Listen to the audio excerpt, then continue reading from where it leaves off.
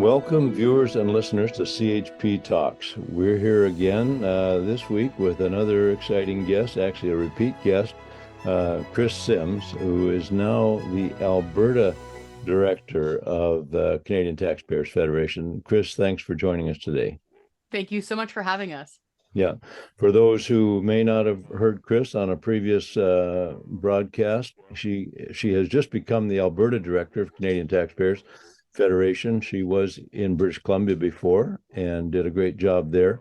She's a longtime journalist in Canada, was one of the founding reporters for Sun News Network, and she's worked in and around government for more than 20 years. She's been a guest on this show several times. I'm grateful for her to spend time with us today.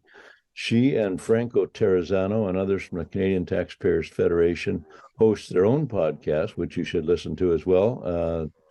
Canadian Taxpayers Podcast, I guess it's called. And of course, their regular taxpayer magazine, which I'm going to hold up here, a couple of issues. Oh, great.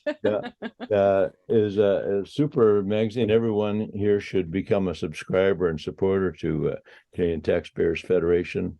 The magazine is top notch, lots of information you don't get anywhere else. And also there's a wealth of information on their website, taxpayer.com. So once again, Kris, thanks for taking the time to be with us today. Thank you so much for that lovely introduction and for the work you guys do. Wonderful. Well, we're on the same page on many issues, especially in the area of finances, economics, debt, deficit, and taxes. You guys do such a tremendous job. So I listened to your most recent podcast. I listened to them pretty well when they come out.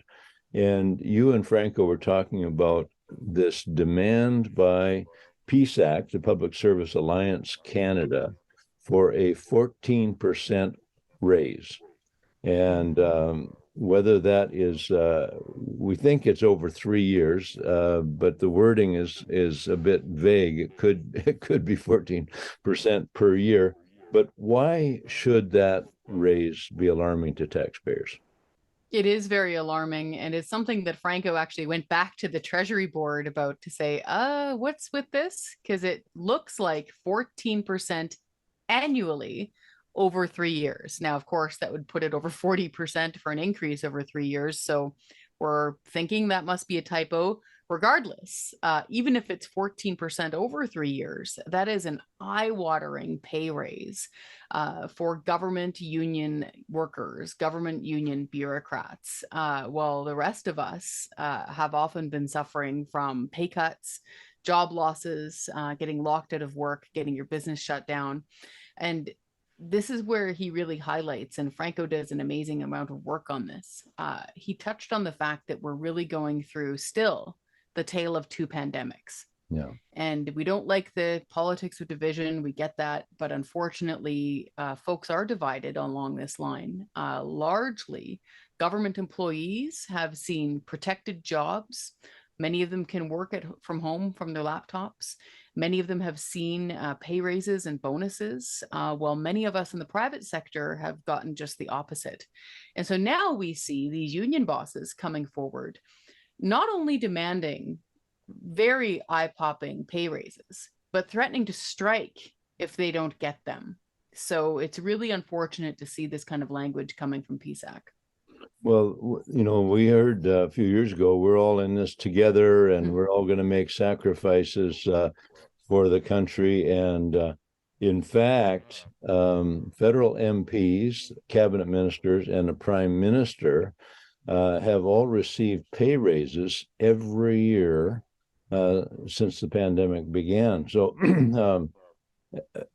it's we looked at it recently. What is actually the base rate for a backbench MP today?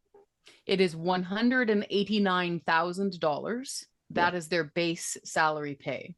Yeah. I say base salary pay because I worked on Parliament Hill. I've even been a staffer for a short period of time. And I know that they get massive allowances for things like their power is paid for, their housing is paid for. There are 3 meals a day served hot on Parliament Hill. And if they can't make it up to the hill to get, their fish lunch or whatever, they get it paid for per diem. They're not hurting Yeah. when they're a member of parliament. And that is as a backbencher. And to your point, even on just the regular employees, in 2021, I think that was the year, we saw more than 30,000 employees get pay raises. Not pay freezes, not even minor pay cuts the way a lot of us did, but 30,000 of them got pay raises. And they also handed out more than $300 million in bonuses for the top management folks, even in places like CMHC, whose mandate and mission it is to keep housing affordable and who have obviously failed spectacularly in doing so. They handed out bonuses there too. And I take to heart your notion of where they said, we're all in this together. We heard that a lot from a lot of government employees and politicians. And a writer, I can't remember who it was, they're smarter than I am though, they said, you know what? We're all in the same storm, but some of us are on a massive yacht and the rest of us are in little rubber dinghies. Yeah. Or maybe even some are clinging to a lifesaver and Right. hoping to be pulled in before it's too late. And it's a terrible thing. I think of even in British Columbia, well, across the country, those who have lost their jobs, lost government jobs, and these are the only ones that I know of who have lost government jobs, are those who refuse to disclose their private medical information or whatever regarding, especially the vaccination. They were even denied employment insurance, which I don't know. Somewhere along the line, that has to go to the courts. I presume there are cases before the courts today, because to discriminate based on that factor and to deny someone the employment insurance they've been paying into over the years is unbelievable. Yeah, I noted that backbench MPs, since the pandemic began, have gotten raises totaling $10,802. That's And correct. they're already, well, today they're making $189,000. The Prime Minister got raises totaling $21,604 over the last 3 years. There are families trying to live on that amount. That's just his little raise on top of it. Yes. 350 grand or whatever. So, That's the amount that a working man would spend on a really good used pickup truck, yeah. to get himself back and forth to Fort Mac, or to get himself up to, you say, a mining camp and back to haul the stuff that he needs to perform his job duties. And that was just the pay raise. The Prime Minister makes double what a backbench MP makes. So if they make $189,000, double it, and then add, the mansion that he stays at Rideau Cottage, add all sorts in Harrington Lake, all sorts of things that are showered upon that office position. And again, this is unfortunately the great divide. And this is where we would call upon all members of parliament, doesn't matter which party it is, to really look themselves in the mirror and ask them if they think this is fair. Yeah. And if they don't think it's fair, they should put forward private members' business and bills to say we need to repeal these pay raises and cancel them. Because right now, unfortunately, they don't even vote on them. They're automatic. They're just baked right into the system. And you and I have to pay for it. Yeah. And this is no small thing. I find that the pay raises for MPs are kind of the symbolic figurehead on these pay hikes that we've seen with throughout government employees. We spend on average $60 billion a year just on labor at the federal level. It's an astonishing amount of money. Yeah. And so when many of us are suffering and going through what's happened the past 2.5 years, I think we need to speak up, and folks need to email and phone their members of parliament. Yeah, I'm surprised. So not one MP, if I understand this correctly, brought forward a motion or a bill to suspend at least these automatic pay increases during the pandemic. Not that we're aware of. Yeah. Some members of parliament, now we have a massive group of supporters at the Canadian Taxpayers Federation. And as you can imagine, some of the letters we get are pretty moving. And when we get those, we turn them around and we say, phone and email your MP. Right. And some members of parliament have privately told us that they have donated what they've been given as a raise to charities. And we will, of course, take them at their word for that. But as far as official repeals of pay hikes goes, or freezing of them, we haven't yet seen really official movements on that. Yeah. Well, even giving it to a charity, like I like to decide which charity I'm giving my money to, and it still amounts to increased taxes for taxpayers, right? Like if the MP receives the money, it doesn't, to me, it doesn't matter that they turn around. Well, it's a nice gesture, of course, but the taxpayers are still paying for that increased pay. So. Sure, you're still out, and that's money that you're either not spending on your own family, or giving to your neighbor out of charity, or giving to a charitable organization in your community by choice. You're right, the taxpayers are still out, which is again why I'm kind of surprised, actually. I first went to Parliament Hill when Preston Manning was leader of the Canadian Alliance, and there was a different sort of a feeling in the air then.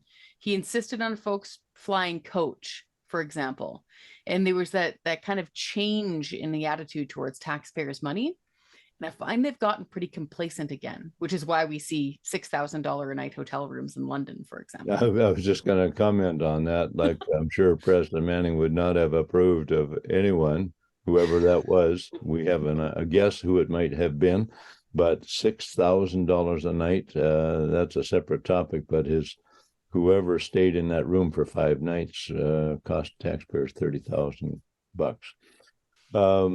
So you're not aware of any federal bureaucrats losing their jobs or taking a pay cut during this time? We are not aware of them losing their jobs other than for the reasons that you just highlighted, which is a whole big kettle of fish. And actually mentioning Preston Manning was interesting. I saw today that he made an announcement. I very briefly looked at it. It looks like he wants an independent inquiry into everything that's gone on at the government level in the past 2.5 years. So we're all about transparency and accountability. That sounds like a good thing. As far as getting pay cuts, I mentioned that we've seen pay bonuses in places like CMHC. We also saw pay bonuses actually at the management level at CBC, the Canadian Broadcasting Corporation.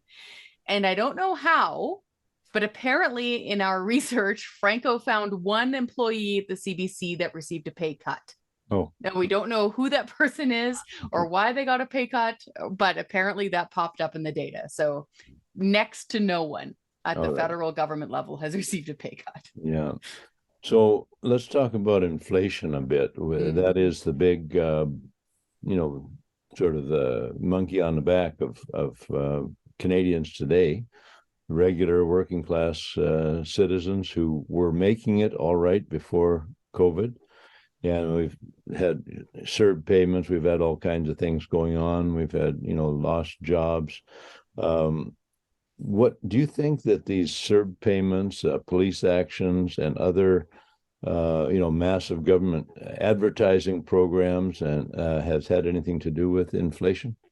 Well, every dollar of Canadian government spending that is over and above what they take in contributes to the deficit. And because the Bank of Canada is printing or creating more dollars in order to cover those debts and deficits, yes, any kind of spending, no matter what it's been earmarked for, if it goes over and above what the government is taking in, meaning the budget is imbalanced, meaning they have a deficit, yes, that of course contributes to inflation. And Franco is our federal director. He's really good talker, but what a lot of folks don't know is that he's also an economist. That's his specialty and his background. He does a great job. He does. And he explains this very well. He says, okay, so for example, say you overspend by billions of dollars at the federal government level, you're in billions in deficit. The Bank of Canada printed billions of extra dollars and bought up Canadian government debt. So that's what he means by they're bankrolling the deficit. Yeah. And then when you have all that extra money sloshing around, you have too many dollars chasing too few things. And as is said, you can't print gasoline, you can't print new homes, you can't print tangible assets. And so that's what causes the inflation, and that's what causes our prices to be going up. I don't know what you're seeing in your neck of the woods, but I'm seeing tons of inflation at the grocery store level, even here in Alberta. Yeah, no, absolutely. Everything here is up. We live in lumber producing country here. In fact, speaking about unions and bargaining, I one time was a bargaining representative for Christian Labor Association of Canada at our local union, our local sawmill here. But everything is up in our country, and so I want to just tie in carbon taxes to this because, as you know, and it's so obvious that everything that we get from a grocery store, from a lumber yard, or any place arrives by truck, which has to use fuel, and the fuel has carbon taxes. What would be the impact, if you can comment briefly on the impact of these carbon taxes on the consumer? I wish I could properly express how important the carbon tax is when it comes to the cost of things. And I'll try to break it down. Right now, our carbon tax federally, so in British Columbia, you've got kind of a special situation where you have two carbon taxes. But for the sake of argument, let's speak federally. Federally, the carbon tax is $50 per ton. What that means in normal people talk is that it's around 11 cents extra per liter of gasoline, 13 cents extra per liter of diesel. And then it also hits our home heating fuels, such as natural gas, propane, and furnace oil. Natural gas, I believe it's 9.8 cents per cubic meter. Propane is 7.7 cents per liter, and furnace oil is around 9 cents per liter. So what that does is many things. One, obviously, when you go to fill up your minivan or your pickup truck at the fueling station, whether it's gasoline or diesel, it costs you more right there. So on average, federally, it costs you around $7 or $8 more every time you fill up your minivan, just in the carbon tax, the one carbon tax. Pickup truck, it's around $13 extra. Okay. Now let's start layering in things like trucking. You have a 13 cent per liter carbon tax on diesel. Those massive trucks have those big cylinders on either side of them. Now you're talking about $140 extra in the carbon tax. Wow. Let's take it a step further. Most of our items before they're on a truck are also on a train. Diesel locomotive also has a carbon tax on it. Mm-hmm. It's a crazy amount of money. I think it's $2,400 extra. Wow. in the carbon tax. And so now again, they go long haul, but that does add up. And our farmers, while it's true that, say you're driving a tractor and you've got marked fuel, you do get some tax breaks on that, but that's not the end of the story. Farmers also pay through the nose in the carbon tax for drying grain, because they use propane and carbon and natural gas to do so. You can see the big tanks right next to grain dryers. What eats grain? Everything eats grain. We eat grain, our cows eat grain, so even if you're a vegan, you're still getting that carbon tax. Then you start layering all of that together and adding in things like you just mentioned, from, hauling lumber from a sawmill or hauling up concrete in the truck that has to keep rotating. Like, everything gets layered on. This is the layering effect, the compounding effect of the carbon tax. It's one of the reasons why affordability is way past the means of many average people right now. And I don't like to be the bearer of bad news, but it's going to get much worse very quickly. Mm-hmm. Prime Minister Justin Trudeau is going to more than triple the carbon tax within the next 8 years. Wow. Yeah. And so people hear the year 2030 and it's easy to think, oh, that's a long ways away. No, no, it's not. Luckily, we're almost to Christmas now. We're going to be in the year 2023 soon. So that's going to be barreling down on us within 7 years. That's a very short amount of time. And that cost I just mentioned for all those items, triple it in your mind. And for folks who say, oh, well, we get more back than we pay in, that's not true. Number one, it's rather silly to believe the government when they say you get more back than you pay in, because how is that possible? Yeah. Paying the carbon tax is not like an investment scheme. They don't have an appreciation machine for wealth up on Parliament Hill. So No. just on the face of it, that's silly. But secondly, the parliamentary budget officer also did their homework, and straight up, you were paying way more. Here in Alberta, I think you're out $600 every year, even after the rebates are all factored in. And that inequity is going to get worse too. So again, we really need to get through to Parliament and to Ottawa. I'm not sure, frankly, that I have faith that Prime Minister Justin Trudeau may listen. But the folks who said that they represent the working class and the downtrodden within the NDP, they might have a conscience. I would go after them. I would email members of Parliament within the NDP and say, you know what? Here's my heating bill. Here's my grocery bill. I can't afford this anymore. Do something.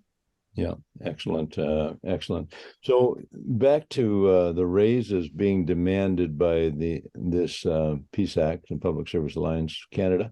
How should this self-serving government respond to that demand? Like this government, the Prime Minister, his cabinet, and actually the MPs in the House of Commons have set an example of taking more just because they can, because they're in a position of power. They don't have to, really show that they care about Canadians. They can talk the talk. Oh yeah, we care. We're all in this together. But then they accept this money while everyone else is going through hard times. So, what would you like to see, or what would you expect to see this government do about this demand from Peace Act, like 14%, whether it's every year or over 3 years? It's completely ludicrous. It's surprising. It's shocking almost how any group could sort of see themselves above the common people in such a way and say, well, we work for the government, so we deserve this. And if you don't give it to us, we're just not going to serve you anymore. How should a government respond to this? You really touched on something important there, and that MPs don't really have a moral high ground here, because they're the ones that have been giving themselves pay raises every single year during the mess that has been COVID. So they've had 3 pay raises so far, and it's going to keep on going up automatically. And so that you touched on a point there where some folks will go after us saying, oh, well, in the grand scheme of things, an MP pay hike, what does that matter? It's a drop in the bucket, considering the budget and how many billions of dollars go out the door. But you touched on something really important there. How can an elected representative, a leader of men and women, turn around and say, you know what, what's good for me is not good for you, and I am going to give myself a pay raise, but not you? It's one of the reasons why they should have not had pay raises. Yeah. It's one of the reasons why even today, now is a good time to start. They should say, we were going to repeal our pay hikes. It was wrong for us to do so. We were busy doing other things. Sorry, we didn't notice. We're now retracting them. At the end of the day, they're going to have to say no, because we can't afford it. Even if they only succumbed to this one, again, this is one union. This is not the only union that the federal government manages and deals with. Even if Franco did the math, even if we succumb to this one pay hike demand, I think it would require something crazy like a 1% increase in the GST to cover such a cost. That's just a staggering amount of money. And frankly, folks don't have it.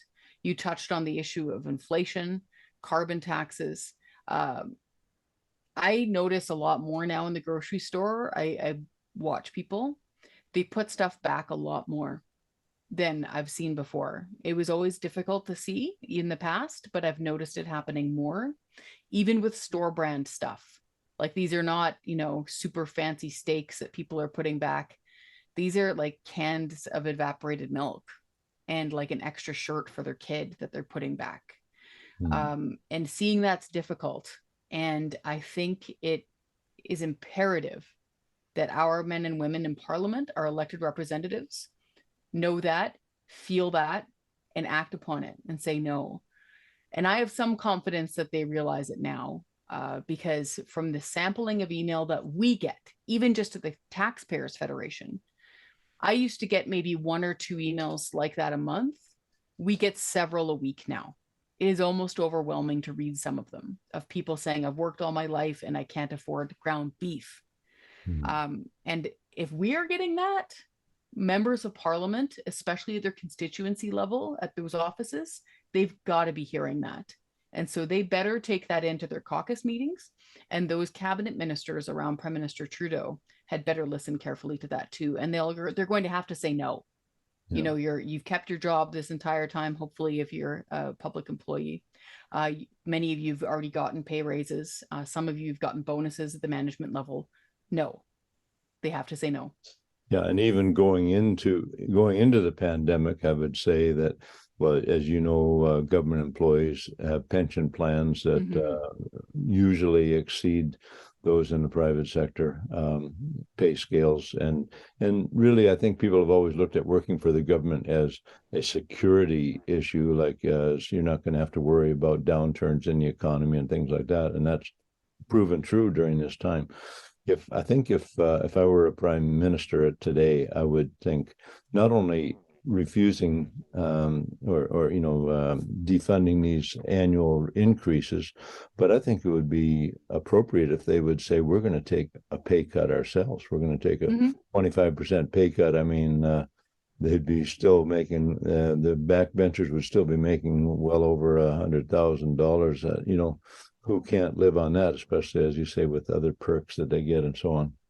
Other leaders have done so. At the beginning of this mess, Jacinda Ardern, the Prime Minister of New Zealand, I disagree with her on pretty much everything, but she did take a pay cut, and she insisted that her version of cabinet ministers do the same thing. And other world leaders did similar things. We just didn't see that happening here. In some small pockets, you know, for example, I believe it was Burnaby City Council, you know, at the local level, they took pay cuts, and so credit where it's due, but it is sparse. It is scant at the government level across Canada. And this is, again, if we're going to repair from this, a lot of these good gestures have to be done. They should have been done years ago, but they're at the start. They're going to have to start making some of these cuts and reductions. Yeah, absolutely. Kris Sims, Alberta Director for the Canadian Taxpayers Federation. Thank you so much for joining us today and filling us in on some of these items. And for folks who want to learn more about your work with the Canadian Taxpayers Federation, where should they go? Oh, thank you so much for your work as well. Our website is taxpayer.com.